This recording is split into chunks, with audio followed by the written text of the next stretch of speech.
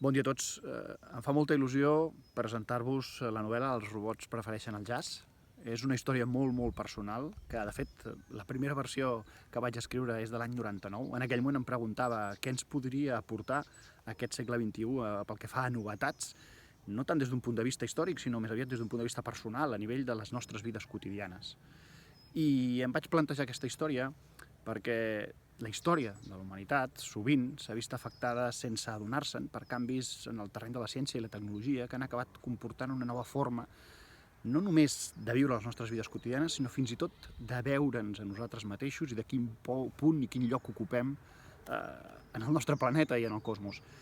Si la revolució copernicana el que va fer va ser treure el planeta Terra del centre de l'univers, i això ja va ser una primera bona dosi d'humilitat per l'ésser humà, tot i així encara conservàvem un lloc especial en la creació, si voleu utilitzar una metàfora més religiosa.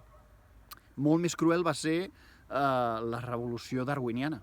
En aquest cas ja no se'ns treia físicament del centre de l'univers ni de la creació, sinó que directament se'ns equiparava a qualsevol altra espècie, ja fossin bacteris o els escarbats o els mol·luscos bivalves que tant admiraven el científic anglès. A partir de Darwin ja no som al punt més alt d'una escala, sinó que som una branca d'un arbre i estem a la mateixa alçada que altres espècies. Bé, doncs, quan em vaig plantejar aquest segle XXI què podia aportar-nos d'un canvi realment substancial, em vaig imaginar una tercera lliçó d'humilitat que possiblement haurem de pair els éssers humans, i és veure l'aparició d'una nova consciència intel·ligent capaç de competir amb nosaltres. Aquesta possiblement serà una tercera dosi, una tercera cura d'humilitat que farà que ens replantegem tot plegat, les relacions personals, familiars, la nostra forma de vida i la forma que tenim també de relacionar-nos amb el planeta.